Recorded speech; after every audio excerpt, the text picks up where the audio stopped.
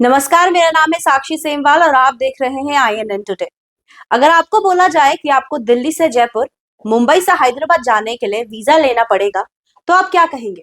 आप सोचेंगे क्यों? ये सब तो भारत में ही है। हमें वीजा की क्या जरूरत? आज 31 अक्टूबर नेशनल यूनिटी डे के नाम से मनाया जाता है। जब अंग्रेज भारत छोड़ के गए, तो उन्होंने 565 छोटे छोटे प्रिंसली स्टेट्स देके गए हमें। कपड़ों से लेके भाषा तक, कल्चर से लेके भगवान तक हम सब अलग हैं, लेकिन हमारी एक ही पहचान है कि हम भारतीय हैं। सिर्फ एक झंडा ऊंचा कर देने से देश स्वतंत्र नहीं हुआ।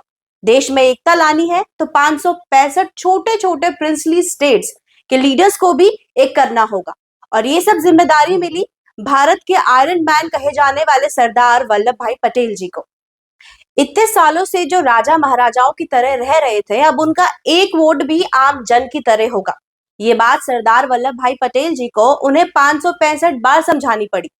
हालांकि काफी राजा महाराजाओं ये इस बात से खुश नहीं थे और वो पाकिस्तान के साथ हाथ मिलाने की भी सोच रहे थे, लेकिन सरदार वल्लभ भाई पटेल जी ने ऐसा बिल्कुल भी होने नहीं दिया।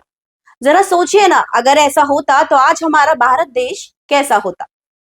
जिस अखंड भारत के लिए सरदार वल्लभ भाई पटेल जी ने इतनी मेहनत करी, जिस डेमोक्रेसी के लिए वो इतना लड़े, आयरनी देखिए, उसी डेमोक्रेसी का जब पहला इलेक्शन होने जा रहा था, उससे पहले ही वो गुजर चुके थे।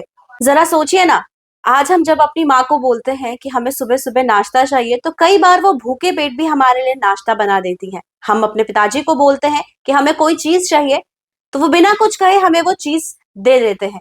हम बिना ये जाने कि उस चीज के पीछे उन्हें कितनी मेहनत करनी पड़ी होगी, या कितनी मेहनत वो उस चीज को पाने के लिए या हमें देने के लिए करते होंगे। ये देश हमें किसी ने थाली में सजा के या परोस के नहीं दिया था। इस फैक्ट को, इस बात को हमें समझना होगा, क्योंकि तब कहीं जाके हम इस बात की वैल्यू समझेंगे, इस देश की वैल्यू समझेंगे, और इस देश को कभी भी ग्रांटेड नहीं लेंगे। बात को समझिए, भारत के लिए एक महान इंसान को, राजा महाराजाओं को आम इंसान बनने के लिए कितना कन्विंस करना पड़ा था, ताकि हर आम इंसान शान से ये कह सके कि मेरा भारत देश महान है और मैं इस भारत देश का नागरिक हूं।